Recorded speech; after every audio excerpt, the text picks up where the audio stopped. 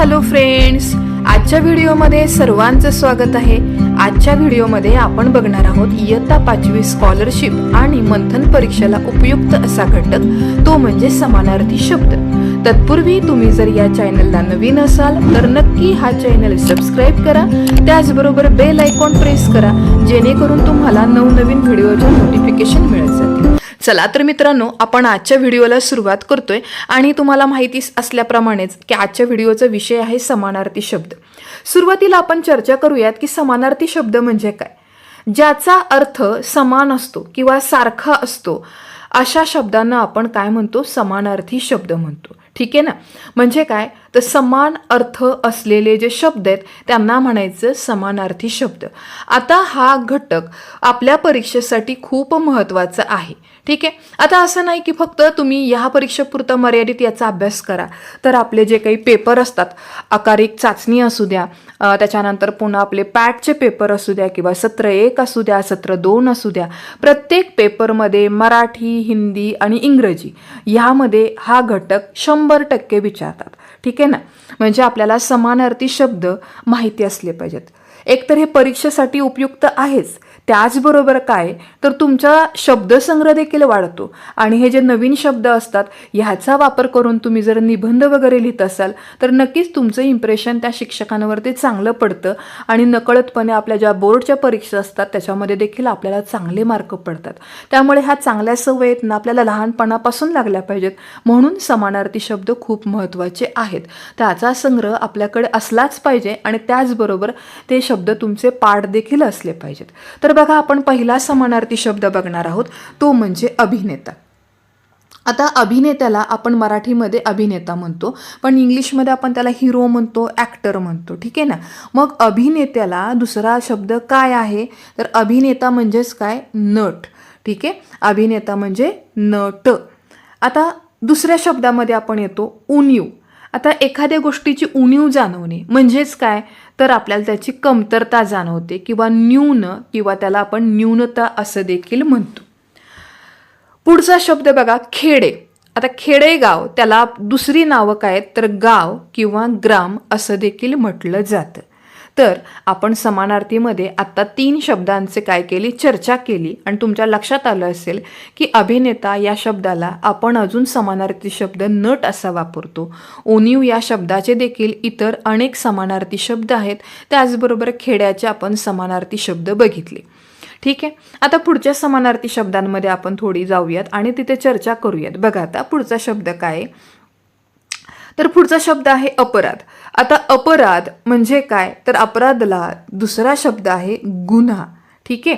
त्यानंतर अग्नी। अग्नीचा अर्थ काय होतो तर अग्नीला आग देखील म्हटलं जातं, त्यानंतर अनल असं देखील म्हटलं जातं, पावक असं देखील म्हटलं जातं आणि वन्नी असं देखील म्हणतात। त्याचबरोबर विस्तव हा शब्द आपल्या परिचयाचा आहे। आता परीक्षेमध्ये प्रश्न काय येतो, अग्नी या शब्दाला समानार्थी शब्द असलेला पर्याय निवडा। मग ते कदाचित देतील पर्याय क्रमांक 1 अनिल, दुसरा पर्याय देते अनल, तिसरा पर्याय बाकीचं काही देतील तुम्हाला। तर इथे मग अनिल आणि अनलमध्ये कन्फ्युजन होऊ शकतं, कारण अनल म्हणजे काय अग्नी आणि अनिल म्हणजे वारा। त्यामुळे शब्दांचे अर्थ व्यवस्थित समजून घ्यायचे आणि त्याप्रमाणे ते लक्षात ठेवायचा प्रयत्न करायचा। पुढचा प्रश्न बघा, उपवन। आता उपवन म्हणजे काय तर त्याला शब्द काय तर त्याला बगीचा असंही म्हणतात, बाग म्हणतात, उद्यान देखील म्हटलं जातं आणि वाटिका असं देखील म्हणतात। मग उपवन म्हणजे काय तर ते म्हणजे बगीचा, बाग, उद्यान आणि वाटिका। त्यानंतर पुढचा शब्द आपण बघूयात, खंत। आता कुठल्या तरी गोष्टीचं खंत वाटतं म्हणजे आपल्याला काय होतं, दुःख वाटतं किंवा खेद वाटतो, म्हणजे खंत या शब्दाचा समानार्थी शब्द झाला खेद किंवा दुःख। त्यानंतर पुढचा शब्द आपण बघूयात, ख्याती। आता ख्याती म्हणजे काय तर प्रसिद्धी किंवा कीर्ती। ठीक आहे। ख्याती म्हणजे काय, एखाद्या व्यक्तीने ख्याती मिळवली म्हणजेच काय मिळवली, प्रसिद्धी मिळवली किंवा त्याला कीर्ती मिळाली। ओके। आता पुढचा प्रश्न बघूयात आपण किंवा पुढचा शब्द बघूयात की गवई।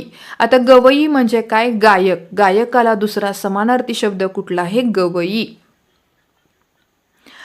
पुढच्या शब्दांमध्ये आपण येतोय, बघा आता पुढचे शब्द कुठले,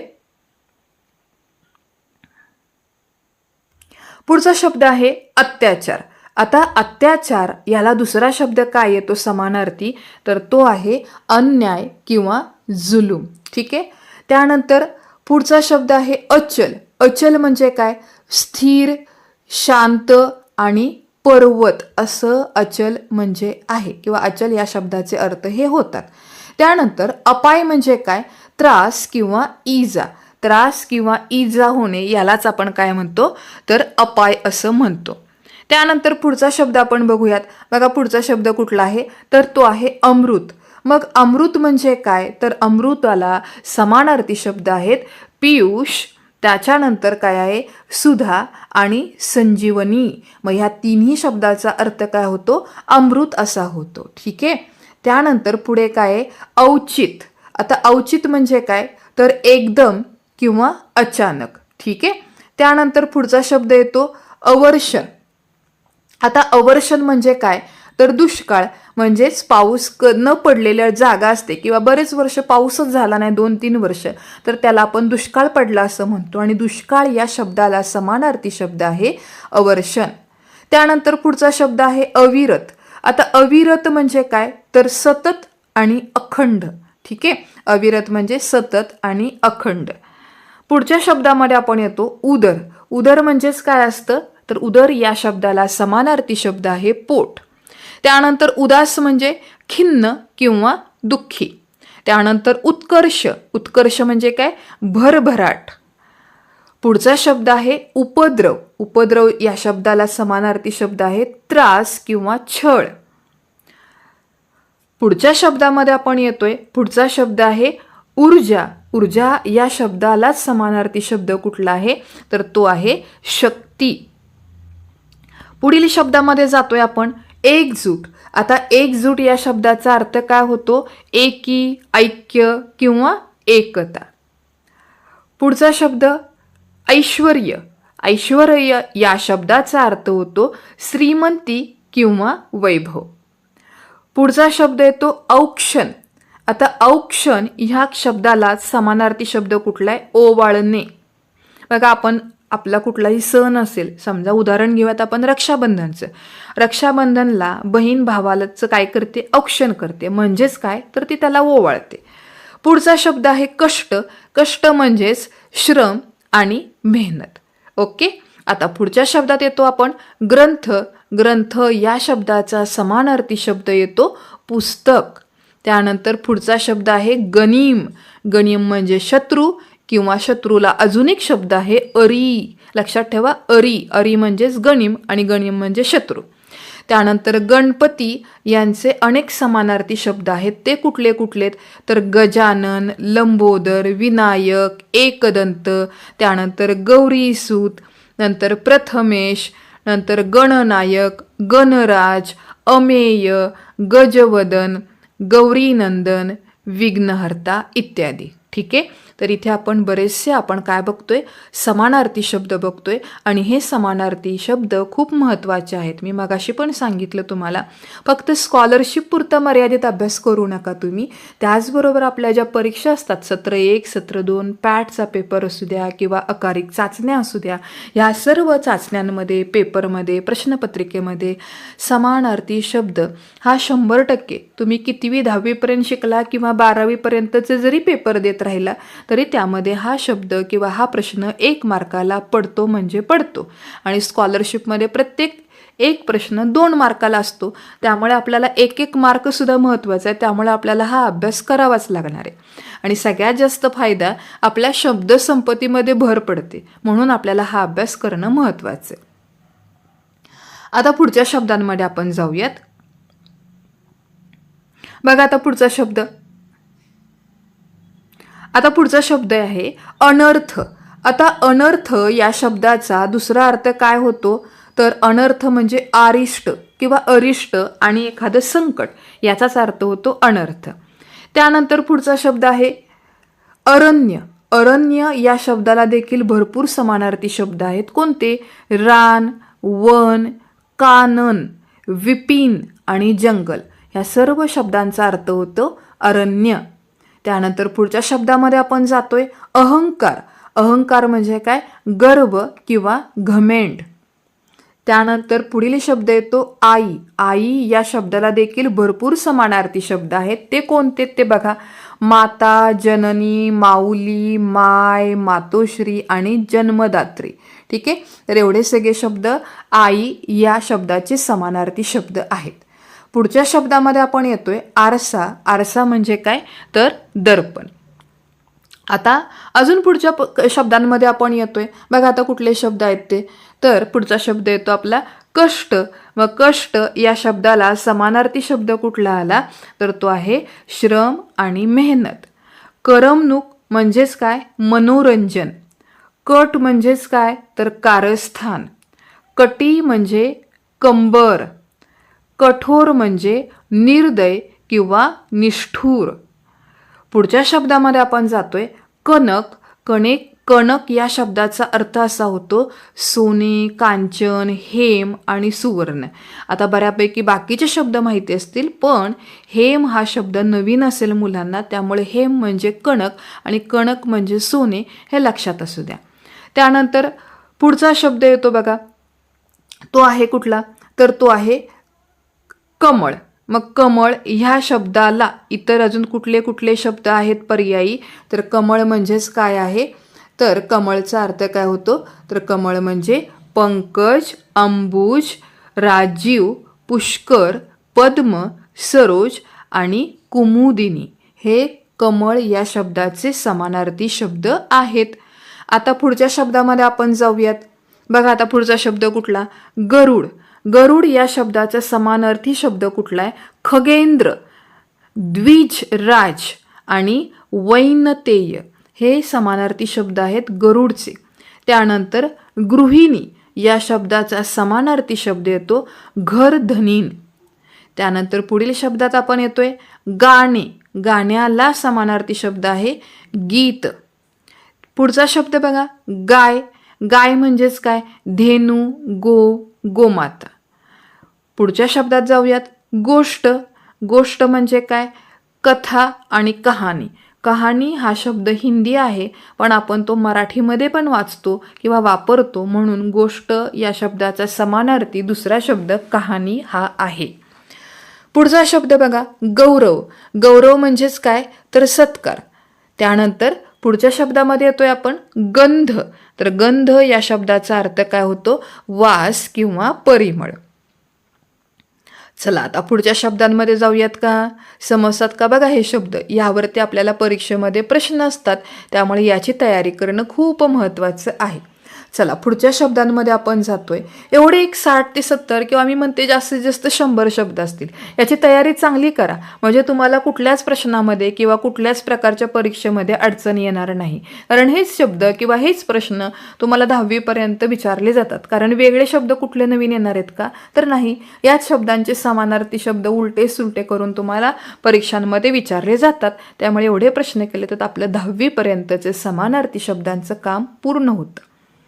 चला पुढच्या शब्दात आपण येतो बघा. आता पुढचा शब्द काय आकाश. आता आकाश या शब्दाला समानार्थी शब्द कुठला आहे तर तो आहे गगन. त्यानंतर नभ आणि त्यानंतर कुठला आहे अंबर, नंतर व्योम आणि आभाळ हे आकाश या शब्दाचे समानार्थी शब्द आहेत. त्यानंतर आयुष्य ह्या शब्दाचा अर्थ येतो जीवन. पुढचा शब्द बघा आनंद.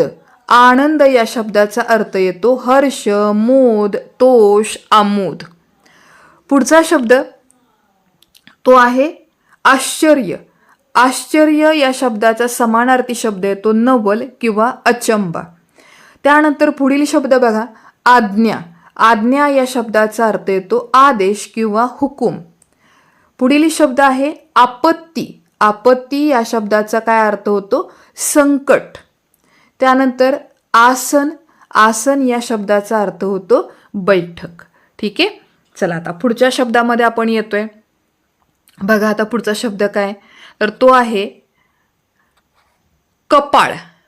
आता कपाळ या शब्दाचा अर्थ काय होतो. कपाळ म्हणजे काय तर कपाळ या शब्दाला समानार्थी शब्द आहेत आणि ते कोणते बघा. तर पहिला आहे ललाट, नंतर आहे भाल, त्यानंतर आहे मस्तक. नंतरचा समानार्थी शब्द बघा कुठला आहे, तो आहे काठ. काठ म्हणजे काय, तीर, किनारा आणि तट. पुढील शब्द आहे कान. कान म्हणजेच काय, तर कान म्हणजे आहे कर्ण म्हणजेच श्रवण आणि म्हणजेच श्रोत्र. पुढचा शब्द येतो कावळा. कावळा या शब्दाला समानार्थी शब्द कुठले आहेत बघा, काक, एकाक्ष आणि वायस. ठीक आहे, वायस हा शब्द नवीन आहे त्यामुळे तो लक्षात ठेवा.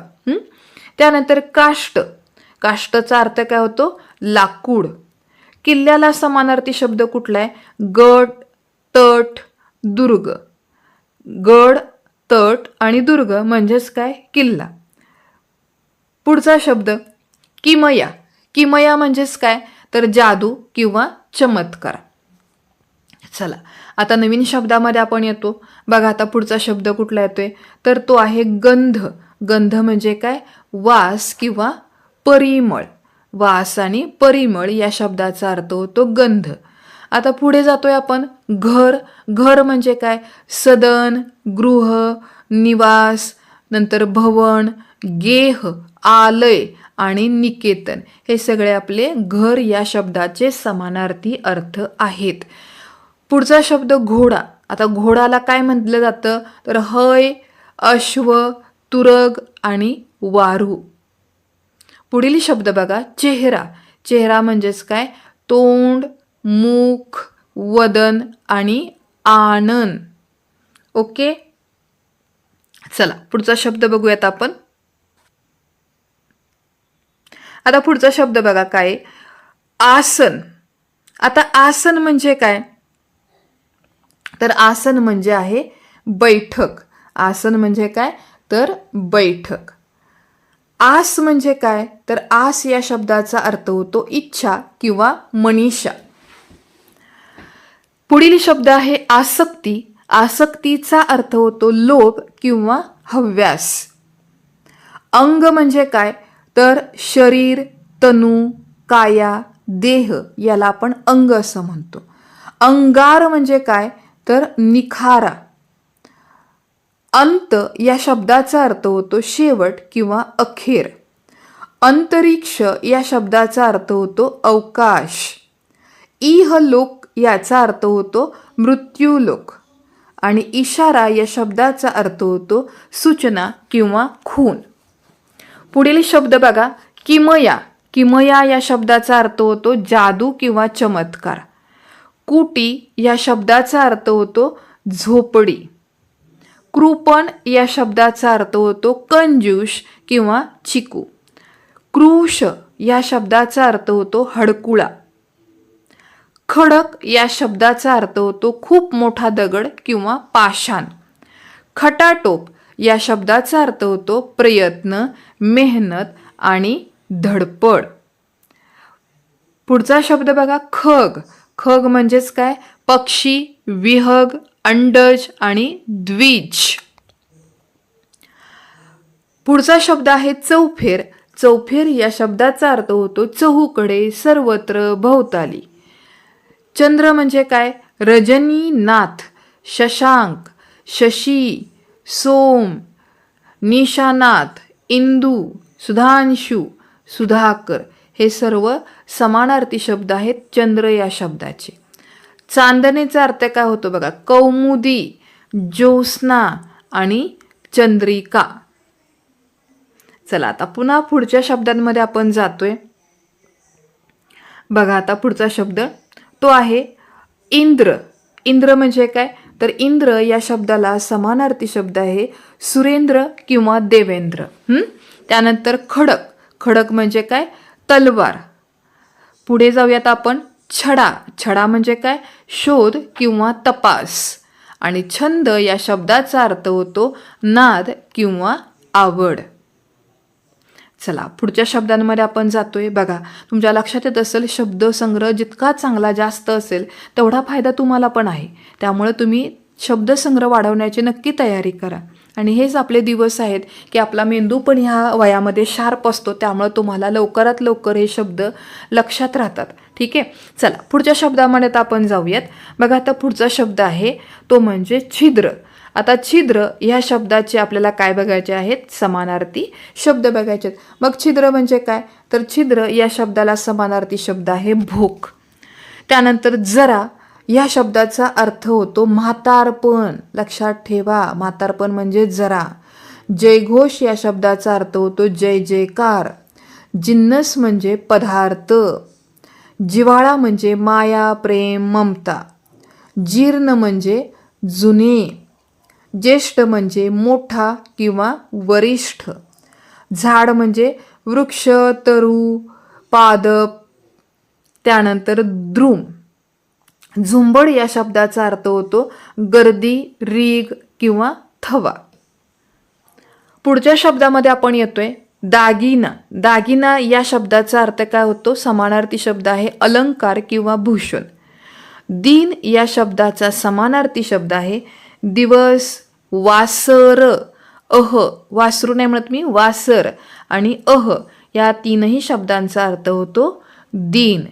त्यानंतर दुसरा जो दिन आहे त्याचा अर्थ होतो गरीब. आता गरीब म्हणजे काय, दिन. दिनला दुसरी वेलांटी, आणि जर पहिला वेलांटी असलेला दिन असेल त्याचा अर्थ दिवस होतो. हे दोन्ही शब्द बघा, या दोन्ही शब्दाचा अर्थ वेगवेगळा आहे. ओके, लक्षात ठेवा. वेलांटी दुसरी असेल तर तो गरीब दिन होतो, आणि पहिली जर वेलांटी असेल तर दिवस, असा त्याचा अर्थ असतो. चला पुढच्या शब्दामध्ये येतो आपण दुजा. दुजा म्हणजे काय, तर दुसरा. दुनिया या शब्दाचा अर्थ होतो जग. दुर्दशा या शब्दाचा अर्थ होतो दुरवस्था किंवा दुस्थिती. दुर्धर या शब्दाचा अर्थ होतो कठीण किंवा गहन. देव या शब्दाचा अर्थ होतो सूर, ईश्वर, ईश आणि परमेश. दैन्य या शब्दाचा अर्थ होतो दारिद्र्य. पुढच्या शब्दांमध्ये आपण येतो पोपट या शब्दाचा अर्थ होतो राघू, रावा, शुक आणि कीर. हे समानार्थी शब्द आहेत पोपटचे. पंक. पंक म्हणजे काय, चिखल. चिखल या शब्दाचा नवीन समानार्थी शब्द आहे पंक. पंक्ती याला आपण काय म्हणतो, पंक्ती या शब्दाचा अर्थ असा होतो रांग, ओळ, पंगत. पंडित म्हणजेच काय, शास्त्री, विद्वान आणि बुद्धिमान. प्रकाश या शब्दाचा अर्थ होतो उजेड किंवा तेज. प्रजा या शब्दाचा अर्थ होतो लोक, रयत, जनता. प्रपंच या शब्दाचा अर्थ होतो संसार. ओके, चला पुढच्या शब्दामध्ये आपण येतो. बघा, आता पुढचा शब्द आहे लढा किंवा झुंज. बघा, आता पुढचा शब्द आहे झुंज. मग झुंज म्हणजे काय, तर लढा, संग्राम, संघर्ष. झेंडा म्हणजे काय, ध्वज, निशान आणि पताका याचा अर्थ झेंडा असा होतो. झोका म्हणजे काय, हिंदोळा. टंचाई या शब्दाचा अर्थ होतो कमतरता. ठसा म्हणजे खून. ठग म्हणजे लुटारू. ठक म्हणजे लबाड. ठेकेदार या शब्दाचा अर्थ होतो कंत्राटदार किंवा मक्तेदार. डोके म्हणजेच काय, मस्तक किंवा शिर किंवा माथा. ओके, चला आता पुढच्या शब्दामध्ये आपण येतो. बघा, आता दैन्य म्हणजे काय, तर दारिद्र्य. त्यानंतर धरती म्हणजे काय, धरणी, पृथ्वी, वसुंधरा, वसुधा, मही, भूमी, क्षोणी, धरित्री, अवनी आणि रसा. इतके सारे अर्थ धरित्री म्हणजे पृथ्वीचे आहेत. धवल या शब्दाचा अर्थ होतो पांढरे किंवा शुभ्र. धनुष्य या शब्दाचा अर्थ समानार्थी काय, चाप, कोंदड, धनु आणि तीर, कमठा. धन या शब्दाचा अर्थ होतो पैसा, संपत्ती, द्रव्य, वित्त आणि संपदा. आता पुढच्या प्रश्नामध्ये येतो किंवा पुढचे आपण नवीन शब्द बघूयात. बघा आता काय आहेत, तर पुढचा शब्द येतो आपला, तो म्हणजे, बघा आता कुठला शब्द येतोय, एक मिनिट. हां, ओके, चला. दागिना, अलंकार, भूषण बघितलं, दिन पण बघितलं आपण. ठीक आहे. आता पुढे येतो आपण, पोपटचा पण अर्थ मगाशी बघितला. आता आपण आलो पंक्तीमध्ये. पंक्ती म्हणजे काय, रांग, ओळ, पंगत. त्यानंतर पंडित या शब्दाचा अर्थ काय होतो, शास्त्री, विद्वान किंवा बुद्धिमान. पुढे प्रकाश या शब्दाचा अर्थ होतो उजेड किंवा तेज. प्रजा म्हणजेच काय, लोक, रयत किंवा जनता असं आपण त्याला म्हणतो. त्यानंतर प्रपंच या शब्दाचा अर्थ होतो संसार आणि प्रतीक या शब्दाचा अर्थ होतो चिन्ह किंवा एखादी खून. ओके. आता पुढच्या शब्दांमध्ये आपण जातो. बघा पुढचा शब्द काय आहेत ते. येस, आता झोका म्हणजे हिंदोळा आपण मगाशीच बघितले. ओके. टंचाईचा अर्थ कमतरता. ठसा म्हणजे खून. ठग म्हणजे लुटारू. ठक म्हणजे लबाड. ओके. ठेकेदार म्हणजे कंत्राटदार किंवा मक्तेदार. डोके या शब्दाचा अर्थ काय होतो, मस्तक, शिर, माथा. पर्वत या शब्दाचा अर्थ होतो डोंगर, नग, शैल आणि अचल. त्यानंतर पुढचा शब्द बघूयात आपण. बघा आपण मगाशी धवल बघितलेला आहे, धनुष्य पण बघितलेलं आहे. आता आपण येतो धनमध्ये. आता धन म्हणजे काय, तर पैसा, संपत्ती, द्रव्य, वित्त आणि संपदा. नगर या शब्दाचा अर्थ होतो शहर, पूर किंवा पुरी. नजराना या शब्दाचा अर्थ होतो भेट किंवा उपहार. ठीक आहे. नवनीत या शब्दाचा अर्थ होतो लोणी. प्रताप या शब्दाचा अर्थ होतो पराक्रम किंवा शौर्य. प्राचीन म्हणजेच काय, पूर्वीचा, पुरातन किंवा जुनाट. प्रातः काल म्हणजे काय, सकाळ, उषा किंवा पहाट म्हटलं जातं. त्यानंतर पुढचा शब्द बघा, प्रेम. प्रेम म्हणजे माया, लोभ, स्नेह. फूल म्हणजे काय, पुष्प, सुमन, कुसुम किंवा सुम. बहर म्हणजे काय, हंगाम किंवा सुगी. बक म्हणजे बगळा आणि बाप म्हणजे काय असतं, वडील, पिता किंवा जनक. त्याचबरोबर इतरही त्याचे अर्थ आहेत. ते काय ते बघा, जन्मदाता किंवा त्याला आपण तात असं देखील म्हणतो. आता पुढचा शब्द बघूयात आपण. बघा आता डोळे. डोळे या शब्दाचा समानार्थी शब्द कुठला आहे, तर तो आहे, डोळे म्हणजे काय असतं, तर चक्षु. चक्षु हा एक शब्द आहे. त्याचबरोबर त्याला अजून काय म्हटलं जातं, तर अक्ष, नयन, नेत्र आणि लोचन हे शब्द आहेत समानार्थी शब्द डोळे या शब्दाचे. ढग म्हणजे काय, मेघ, जलद, अभ्र, अंबुद, पयोध. रास म्हणजेच काय, ढीग. तलाव या शब्दाचा अर्थ असा होतो कासार, सारस, तटाक आणि तळे. तरुण या शब्दाचा अर्थ होतो जवान किंवा युवक. तारे म्हणजेच काय, तर तारका, चांदण्या, नक्षत्रे. तारू म्हणजे जहाज किंवा गलबत. आता नदी या शब्दाचे आपण समानार्थी शब्द बघूयात. सरिता, तटिनी, जीवनदायिनी हे नदी या शब्दाचे काय समानार्थी शब्द आहेत. नृप म्हणजे काय, राजा, भूप, भूपती, भूपाळ, नरेश, महीपती. नाथ म्हणजेच काय, धनी, स्वामी. नारळ या शब्दाचा समानार्थी शब्द येतो श्रीफळ किंवा नारिकेल. निर्जन म्हणजेच ओसाड. निर्झर म्हणजे झरा. निर्मळ म्हणजे स्वच्छ. ओके. पुढे जाऊयात. बांधेसूद. बांधेसूद या शब्दाचा अर्थ काय होतो, रेखीव किंवा सुडोल. बेढब म्हणजे बेडोल.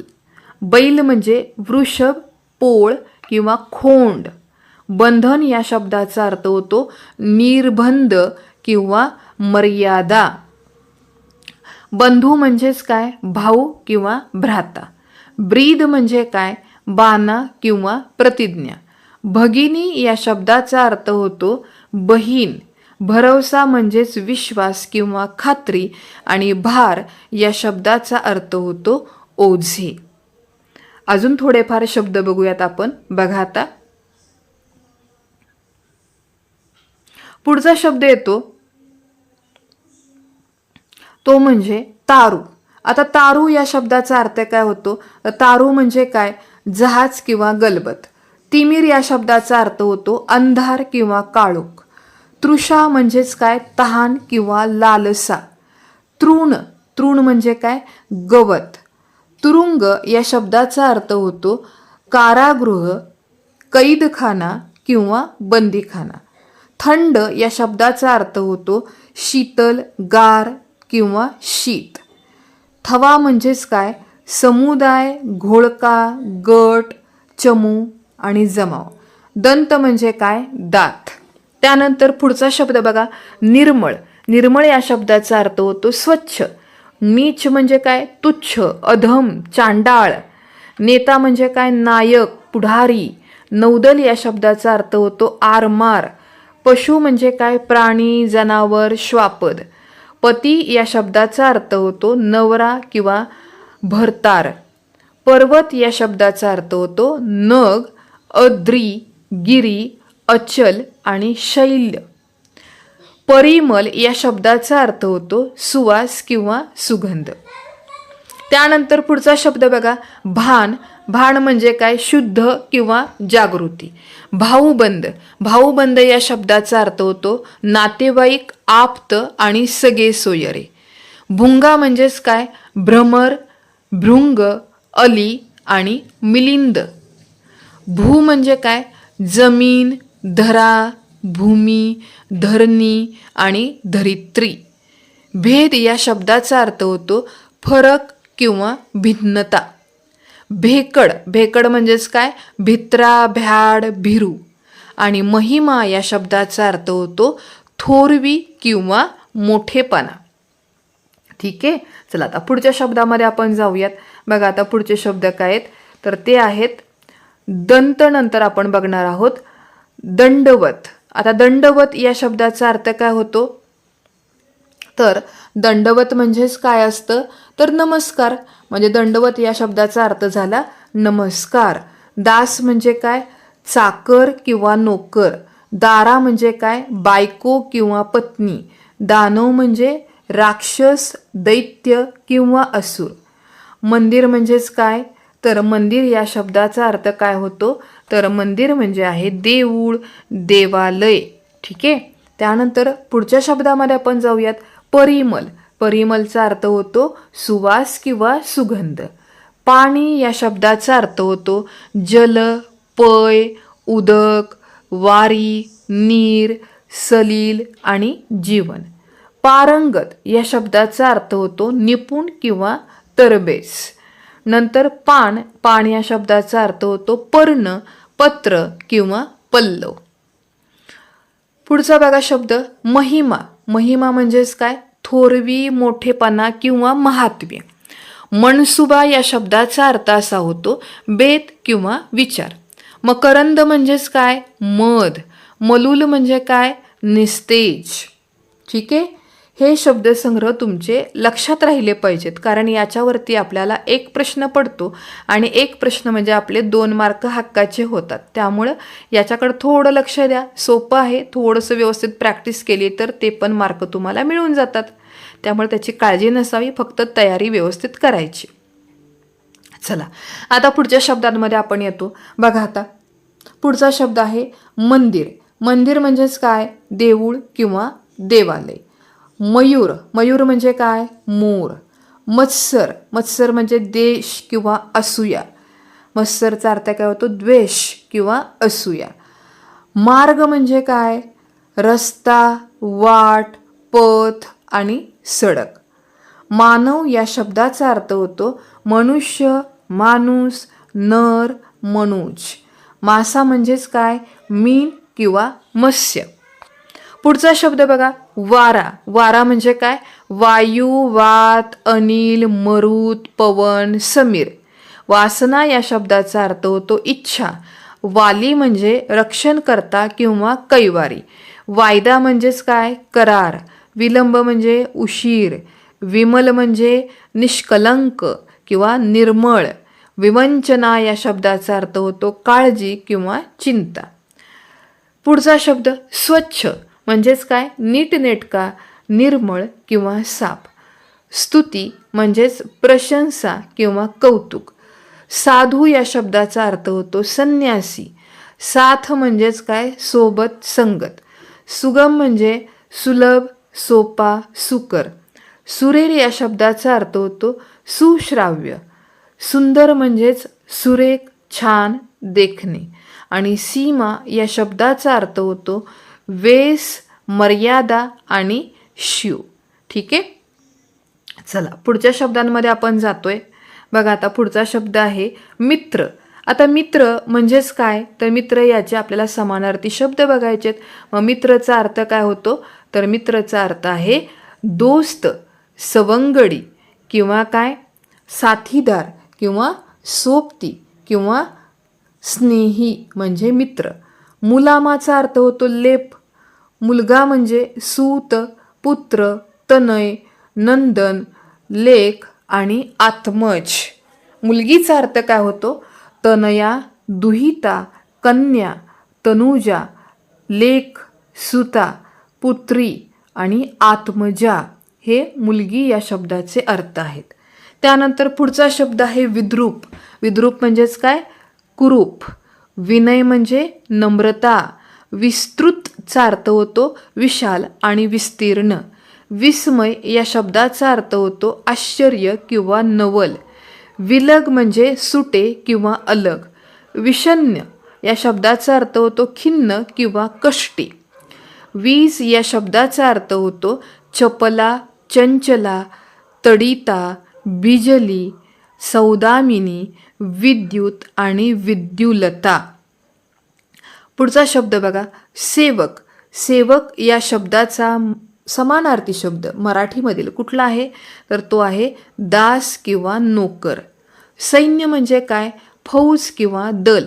संघ या शब्दाचा अर्थ होतो गट, चमू आणि समूह. संशोधक म्हणजेच काय, शास्त्रज्ञ. संदेश म्हणजे निरोप. संकल्प या शब्दाचा अर्थ होतो बेत किंवा मनसुबा.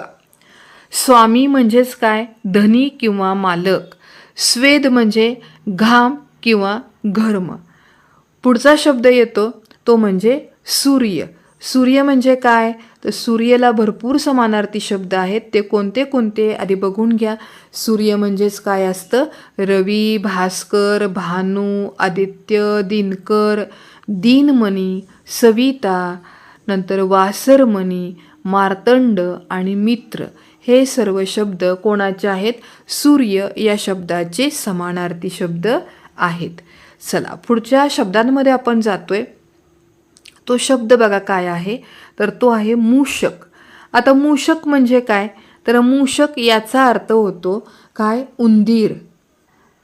मेष म्हणजे मेंढा. मोहिनी म्हणजे भुरळ.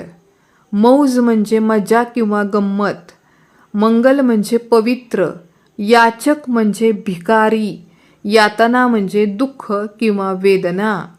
यान याचा अर्थ होतो अंतराळ वाहन. युवती या शब्दाचा अर्थ होतो तरुणी. रात्र म्हणजेच काय, रजनी किंवा आपण दुसरा शब्द म्हणू शकतो यामिनी किंवा निशा किंवा रात याचा अर्थ होतो रात्र. पुढचा शब्द बघा आता वेश. वेश म्हणजे पोशाख. व्यथा म्हणजे दुःख. व्रण म्हणजे खूण किंवा क्षत. व्याकुळ म्हणजे दुःखी किंवा कासावीस. शव म्हणजे प्रेत. शक्ती या शब्दाचा अर्थ होतो बळ, जोर, ताकद, सामर्थ्य, ऊर्जा. शर या शब्दाचा अर्थ होतो बाण, तीर, सायक. शत्रू म्हणजेच अरी, रिपू, वैरी. पुढचा शब्द बघा संग्राम. संग्राम म्हणजे काय, युद्ध, समर, संगर किंवा लढाई. संशय म्हणजे शंका. सिंह या शब्दाचे समानार्थी शब्द आहेत वनराज, केसरी, मृगेंद्र. स्त्री या शब्दाचा अर्थ होतो महिला, वनिता, नारी, ललना, कामिनी. हताश म्हणजे निराश. तर हे झाले आपले बऱ्यापैकी समानार्थी शब्द. अजूनही आपण काही समानार्थी शब्दांवरती चर्चा करूयात. बघा आता कुठले कुठले समानार्थी शब्द अजून आहेत नवीन की जे आपल्याला माहीत असले पाहिजेत. ते म्हणजे आहेत वृक्ष. वृक्ष या शब्दाचा अर्थ काय होतो? कोरडे किंवा नीरस. ठीक आहे. त्यानंतर रोष. रोष म्हणजे राग. रंक या शब्दाचा अर्थ होतो गरीब. लढा म्हणजे लढाई किंवा संघर्ष. लाज या शब्दाचा अर्थ होतो शरम किंवा भीड. लाडका म्हणजेच काय? आवडता. लावण्य म्हणजेच काय? सौंदर्य. वर म्हणजे नवरा, पती, भ्रतार. ठीक आहे. त्यानंतर पुढच्या शब्दामध्ये आपण येतोय. बघा आता पुढचा शब्द आपला आहे तो म्हणजे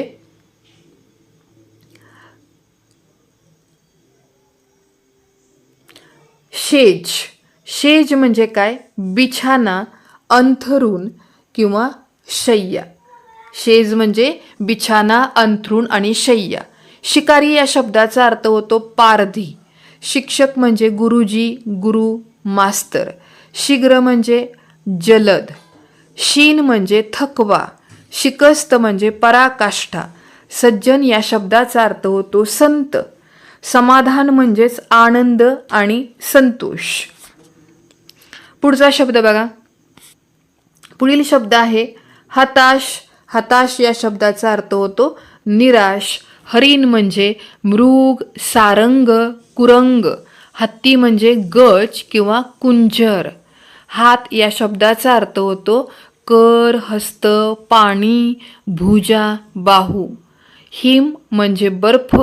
हिम्मत या शब्दाचा अर्थ होतो धैर्य किंवा धाडस. हुशार म्हणजे चतुर किंवा चाणाक्ष. होडी म्हणजे नाव किंवा नौका किंवा तर. क्षत म्हणजे जखम किंवा व्रण किंवा इजा. चला पुढच्या शब्दामध्ये आपण जाऊयात. पुढचे शब्द बघा अजून काय आहेत नवीन. आपण मगाशी बघितलं वरपर्यंत. त्यानंतर पुढच्या शब्दामध्ये आपण येतोय तो म्हणजे वंदन. आता वंदन या शब्दाचा अर्थ काय होतो? नमस्कार, प्रणाम, नमन, अभिवादन, प्रणिपात. वर्षा या शब्दाचा अर्थ होतो पाऊस किंवा पावसाळा. वचक म्हणजे धाक किंवा धरारा.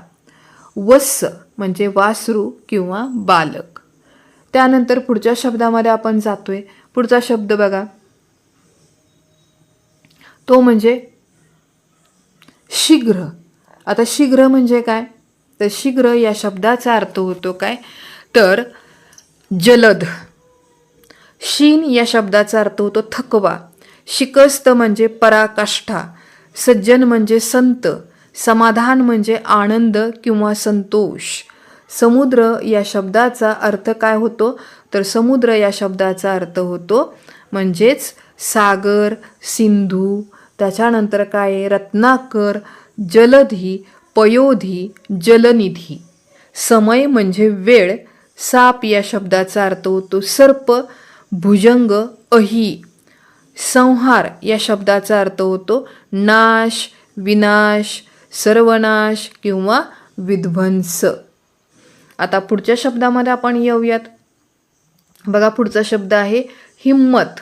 हिम्मत म्हणजे काय? तर हिम्मत या शब्दाचा अर्थ होतो धैर्य किंवा धाडस. हुशार म्हणजे काय? चतुर किंवा चाणाक्ष. त्यानंतर पुढचा शब्द बघा काय? होडी. होडी या शब्दाचा अर्थ होतो नाव, नौका, तर. क्षत म्हणजे काय? जखम, व्रण, इजा. क्षमा या शब्दाचा अर्थ होतो माफी मागणे. क्षय म्हणजेच काय? झीज किंवा ऱ्हास. क्षीण म्हणजे काय? अशक्त. क्षीर म्हणजे दूध. क्षुधा म्हणजे भूक. क्षेम म्हणजे कल्याण, हित किंवा कुशल. आणि शेवटचा पण शब्द बघूयात क्षोम. क्षोम या शब्दाचा अर्थ होतो क्रोध. तर मित्रांनो बघा आपण अशा प्रकारे आजच्या व्हिडिओमध्ये समानार्थी शब्दांचा अभ्यास केला. ओके. तर अशाच प्रकारचे व्हिडिओ जर तुम्हाला बघायला आवडत असतील तर नक्की हा चॅनल सबस्क्राईब करा. आजच्या व्हिडिओमध्ये आपण इथेच थांबतोय. तोपर्यंत धन्यवाद.